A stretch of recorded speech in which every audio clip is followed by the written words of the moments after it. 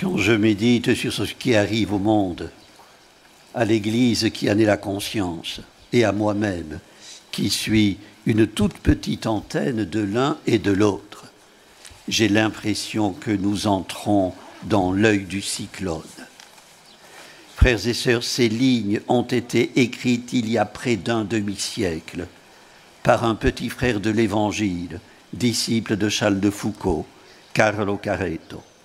Elles étaient prémonitoires. L'œil du cyclone, c'est la peur omniprésente et paralysante. La peur de la souffrance, de la violence, de la mort, la peur du Covid, cette tempête inattendue et furieuse qu'évoquait le pape François au tout premier jour de la pandémie. Le récit de la tempête apaisée, c'est l'évangile de ce dimanche, était le fil conducteur de sa méditation. Frères et sœurs, beaucoup de peurs n'ont rien à voir avec la frousse, celle qui frappe les disciples sur le lac de Tibériade est très naturelle. Ce soir-là, ils gagnent l'autre rive à la demande de Jésus. Quand soudain le vent se lève, la tempête se déchaîne. La barque menace de couler et le maître, recru de fatigue par une longue journée de prédication, dort serein. Les apôtres, affolés, le réveillent et l'interpellent sur un ton de reproche. « Maître, nous sommes perdus, cela ne te fait rien. » Aussitôt, Jésus ordonne à la mer « Silence, tais-toi » et le calme revient. L'ordre est le même que celui donné aux démons qui tourmentaient un homme à Capharnaüm. Il exorcise les éléments déchaînés, les abysses peuplés par des monstres selon la croyance du temps. C'est un acte à hauteur de celui du Seigneur commandant aux eaux de la mer Rouge. L'orgueil des flots s'incline devant la puissance de Dieu. La signification de l'épisode s'arrête-t-elle là?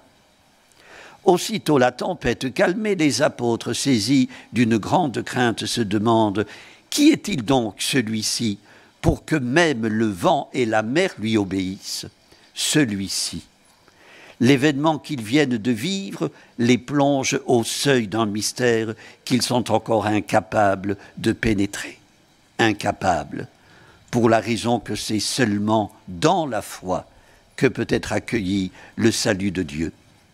Jésus va les éclairer. « Pourquoi êtes-vous si craintifs? N'avez-vous pas encore la foi ?» leur demande-t-il et les oblige-t-il à se demander. Qui croit que Dieu n'est pas dans la barque ou qu'il dort pendant la tempête ne connaîtra jamais le salut. Quand nous disons que Dieu dort, commente saint Augustin, c'est nous qui dormons.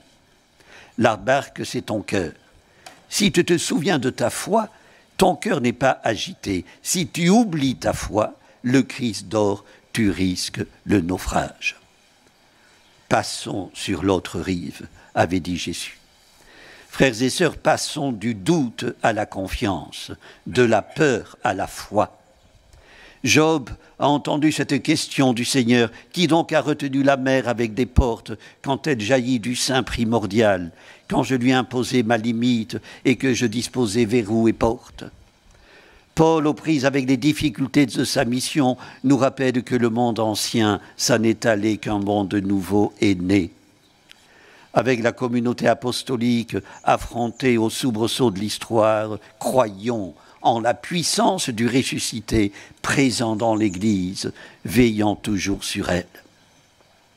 Frères et sœurs, que de chrétiens affrontent aujourd'hui les soubresauts de l'histoire. Je pense à la petite communauté catholique qui subsiste en Iran, une église de la diaspora dont il m'a été donné de partager pendant 3 ans les joies et les peines. La semaine dernière, les autorités iraniennes ont refusé de renouveler le visa d'une fille de la charité âgée de 75 ans, ce qui lui vaut une expulsion immédiate. Un ordre d'autant plus douloureux que pendant 26 ans, cette sœur d'origine italienne s'est dévouée auprès des malades dans une léproserie, ne faisant aucune distinction confessionnelle ou ethnique. Retraitée, elle vit avec une autre religieuse autrichienne qui ne pourra pas rester seule. D'une pierre deux coups. Quand je me trouvais à Téhéran, une dizaine de prêtres étaient au service de la communauté catholique latine. Aujourd'hui, il n'en reste plus un seul. Quel sera l'avenir de cette Église? La situation est très mesurable, mais les chiffres et les statistiques sont une chose, le royaume une autre. Irrésistiblement, il grandit par l'action de celui-là même qui a imposé silence à la tempête. Dieu est le maître de l'histoire. Il nous accompagne tous les jours. Personne ne devrait l'oublier, particulièrement ceux qui, en toute occasion, se réclament du Dieu clément et miséricordieux et l'invoquent. Les Actes des Apôtres rapportent que Gamaliel, docteur de la loi, vénéré par tout le peuple, s'adressant aux membres du Sanhédrin, qui s'apprêtaient à liquider Pierre et ses compagnons qui enseignaient au temple, Gamaliel les mit en garde. Ne risquez pas de vous trouver en guerre contre Dieu. Un conseil qui n'a pas d'âge, mais est-il entendu? Frères et sœurs, il n'est pas de ténèbres que le clément et le miséricordieux ne puissent dissiper. Il n'est pas de nuit qui ne trouve en lui son aurore. Au cours des dernières années, beaucoup d'efforts ont été accomplis en faveur du dialogue islamo-chrétien, mais il ne grandira et ne s'affermira que dans la vérité, le respect et la sauvegarde des communautés chrétiennes qui vivent en pays musulmans. Vérité, respect, sauvegarde n'admettent aucune duplicité, aucune compromission, ils bannissent la couardise. Frères et sœurs, nous sommes dans l'œil du cyclone.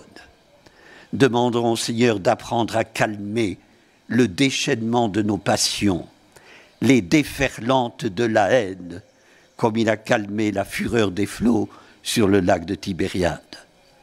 Apprenons à leur imposer silence au nom du ressuscité. Amen. Prions le Seigneur.